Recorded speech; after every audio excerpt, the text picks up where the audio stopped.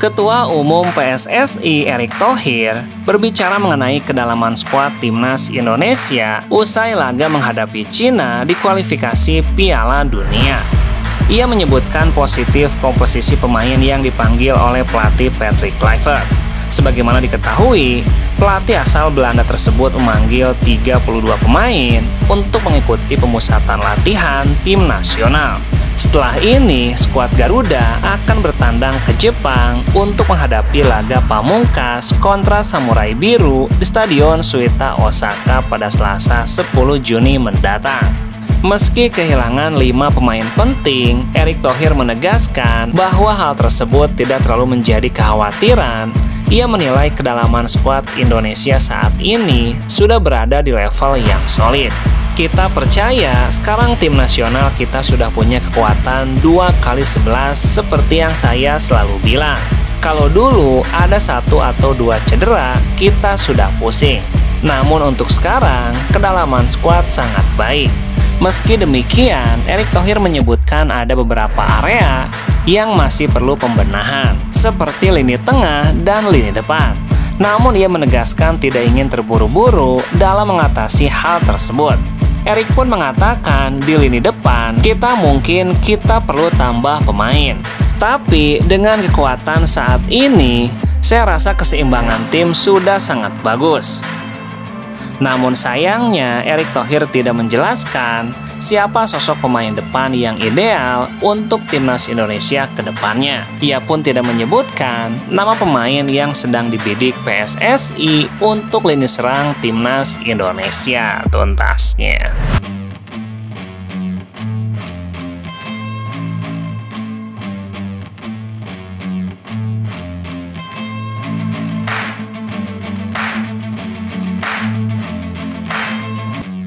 Persib Bandung dipastikan akan menghadapi Manila Tiger FC pada gelaran ACL2 musim ini.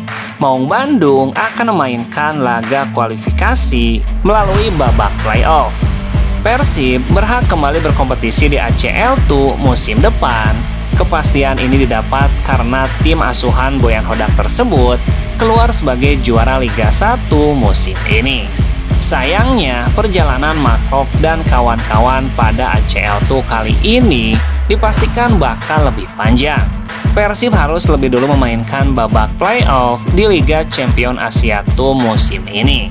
Adapun lawan Persib di kualifikasi ACL2 ialah Manila Tiger, yang merupakan wakil dari Filipina yang berstatus runner-up di Liga Filipina.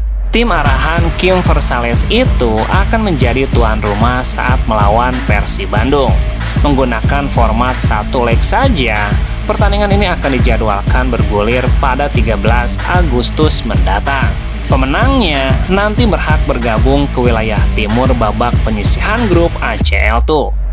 Sementara itu, tim yang kalah akan otomatis masuk fase grup AFC Challenge Liga atau Asia Champion kasta ketiga.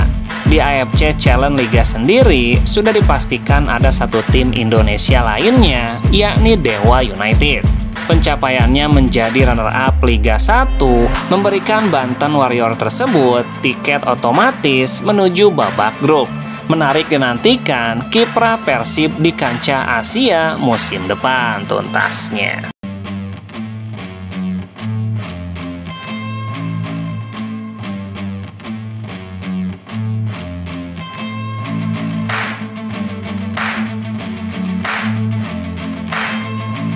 Pelatih timnas Indonesia Patrick Kluivert menegaskan bahwa ia tidak membeda-bedakan pemain berdasarkan asal-usul mereka, baik dari Liga 1 Indonesia maupun diaspora luar negeri.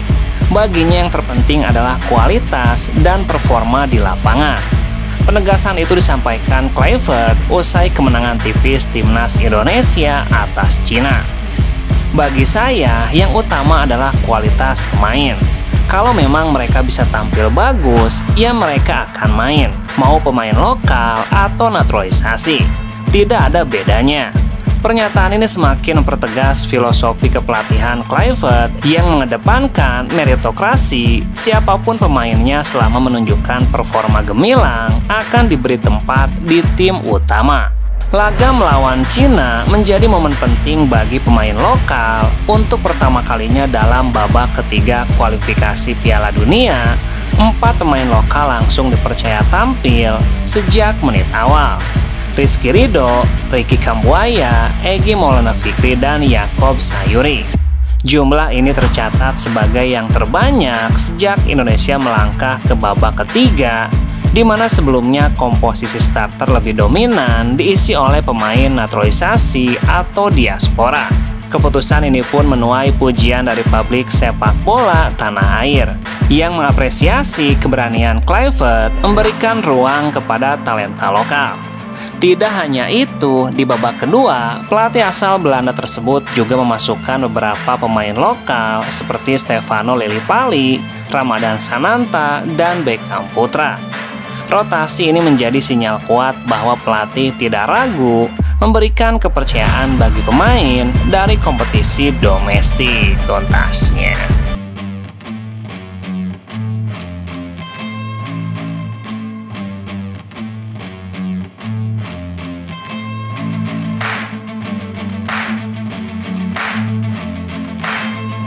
Peran penting Boyan Hodak, pelatih kepala Persib Bandung, kembali terlihat dalam langkah strategis klub kebanggaan Boboto tersebut.